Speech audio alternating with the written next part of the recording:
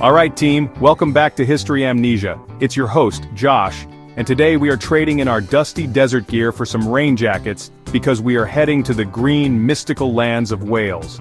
Now, when you think of Wales, what comes to mind? Maybe dragons imposing medieval castles, or maybe even a sheep or two, or honestly 1,000. But we're going deeper. We're peeling back the layers of time to an era long before knights and kings, to a period shrouded in mystery, the Stone Age. We're on the hunt for some of Europe's most incredible and enigmatic ancient structures, prehistoric mounds. These aren't just lumps of earth, they are sacred sites, tombs, and celestial calendars built by people whose world is almost entirely lost to us. These ancient architects left behind a legacy etched into the very landscape. We're talking about massive stone tombs called dolmens, earthen burial mounds known as barrows, and enormous cairns, painstakingly built from thousands of stones. Sites with names that sound like they're straight out of a fantasy novel, like Pentre Ifan and the Joe P. Cairn, dot the Welsh countryside. Each one is a breadcrumb leading us back thousands of years. They are silent witnesses to the rituals, beliefs, and lives of Neolithic and Bronze Age communities. Our main destination today, however, is a place with a particularly powerful story to tell, a site known as Bryn Celli Ddu, or the Mound in the Dark Grove. So, grab your gear and get ready for an adventure. We're going to explore why these ancient people dedicated so much effort to building these monumental structures. What did they represent? Were they simply tombs for the important dead, or were they something more? We'll investigate the celestial alignments that suggest these early engineers had a sophisticated understanding of the cosmos, connecting their world of the living with the heavens above. It's a journey that will take us deep inside a reconstructed tomb, where sunlight pierces the darkness only once a year, on the longest day of the summer. This is a story of connection, loss, and rediscovery. This isn't just about admiring old rocks. This is about understanding a fundamental part of the human story. These mounds are humanity's earliest attempts to make a permanent mark on the world, to honor their ancestors, and to connect with the universe in a profound way. They are a reminder that long before our modern world of skyscrapers and satellites, people were looking up at the same sun and stars, asking the same big questions we do today. So, stick with me as we journey into the heart of ancient Wales to uncover the secrets of its mysterious mounds. It's going to be an epic expedition. When we talk about ancient mounds, what are we actually picturing? Let's break it down. In the simplest terms, these are man-made hills, but that description doesn't do them justice. They come in many forms. You have earthen barrows, which are large mounds of soil piled over burials. Then you have chambered tombs, which are more complex structures. These often feature an internal stone passage leading to a central chamber, all buried under a massive pile of earth or stone known as a cairn. Think of them as the great cathedrals of their day, built not for congregations of the living, but as eternal homes for the spirits of the dead. These weren't just thrown together, they were incredible feats of engineering. So why go to all this trouble? During the Neolithic period, or New Stone Age, which began around 6,000 years ago, society was changing. People were shifting from a nomadic hunter-gatherer lifestyle to a more settled, agricultural way of life. They were farming the land, raising animals, and establishing permanent communities.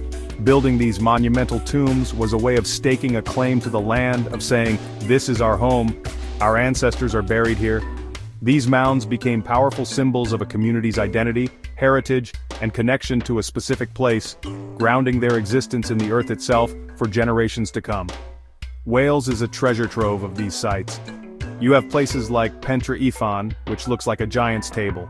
Today, we only see its stone skeleton, but originally, this entire structure would have been covered by a huge earthen mound, long since eroded away. Then there's the GOP Cairn, near the town of Trelawnyd. It's the second largest prehistoric mound in all of Britain, a massive mountain of limestone pebbles that you can see for miles. For centuries, people thought it might be the final resting place of the famous warrior queen, Boudica. While that theory has been disproven, its true purpose remains one of Wales's great unsolved mysteries. Each of these sites tells a piece of a much larger story. They show us that the people of ancient Wales were not isolated or primitive. They were organized, skilled, and deeply spiritual. They possessed a sophisticated understanding of engineering, astronomy, and social organization. They built these structures to last, and they did. Thousands of years later, these mounds continue to stand as silent, powerful monuments on the Welsh landscape, challenging us to listen closely and uncover the stories they have been waiting to tell. They are a direct link to our most distant ancestors, a physical reminder of where we all came from. Now for a part of the story that's a little harder to hear. For every magnificent mound that still stands today, there are countless others that have been lost forever. The same forces of progress and development that have shaped our modern world have also, tragically, erased huge parts of our ancient past. For centuries, these mounds were not seen as priceless heritage sites. To farmers, they were obstacles in their fields, their stones and earth repurposed for building walls or fertilizing the land. As towns and cities expanded, many mounds were simply bulldozed to make way for roads, buildings, and industry, their contents scattered, and their stories silenced before they could ever be told. This isn't a problem unique to Wales, far from it. It's a story that has played out all over the world. Here in the United States, we've seen similar devastation. Take the Troyville earthworks in Louisiana, for example. This was once a monumental complex of Native American mounds, including one of the tallest in North America. It was a sacred and significant site for centuries, but in the late 19th and early 20th centuries, much of the site was leveled. The town of Jonesville was built right on top of it, and the largest mound was systematically destroyed for road fill in the 1930s. A vital piece of American history was carted away, one truckload at a time. The loss of these sites is a profound tragedy. Every mound that is destroyed is like a library of unread books being burned to the ground. These places hold invaluable information about our ancestors, their burial practices, their social structures, their artistic expressions, and their understanding of the world. Once they are gone, that knowledge is lost forever. We can never fully know what secrets were contained within the Troyville Mound or the hundreds of smaller barrows that once dotted the Welsh landscape. We are left with only fragments, ghosts of a past that we failed to protect when we had the chance. Thankfully, the tide is beginning to turn. Today there's a growing global recognition of the importance of these ancient places. Archaeologists and heritage organizations are working tirelessly to protect what remains. Laws have been put in place to safeguard these sites from modern development. There's an understanding that these mounds are not just local curiosities but are part of a shared global human heritage. The mistakes of the past have taught us a hard but vital lesson: that progress should not come at the cost of our history. We now know that we have a responsibility to be stewards of these sacred landscapes for future generations. Now let's zoom in on the star of our show, Bryn Celli Ddu. The name itself is, well, poetic and mysterious, translating from Welsh to the Mound in the Dark Grove. Located on the island of Anglesey, off the northwest coast of Wales, this site has a history that is as layered and complex as the mound itself. What we see today is actually the result of a major reconstruction project from the 1920s, but don't let that fool you. The heart of this place is ancient, and its secrets are still being uncovered. It's not just a tomb. It's a place where the worlds of the living, the dead, and the cosmos all intersect in a truly spectacular way. Bryn Celli Ddu is a classic example of a passage tomb. A long, narrow, stone-lined corridor leads you from the outside world deep into the heart of the mound. At the end of the passage, it opens into a polygonal stone chamber. This was the sacred space, the final resting place for the remains of important ancestors.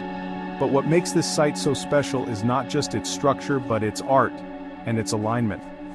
Inside the tomb, a smooth, rounded stone stands like a silent guardian, and just outside, in a pit near the entrance, archaeologists found something incredible: a carved stone pillar decorated with intricate spiral and serpentine patterns. This patterned stone, now safely housed in the National Museum of Wales, hints at the complex symbolic world of its creators. But the real magic of Bryn Celli Ddu happens once a year. The entire tomb is precisely aligned with the rising sun on the summer solstice, the longest day of the year. On that morning, as the sun comes up, a beam of light shines directly down the long passage, illuminating the dark chamber within.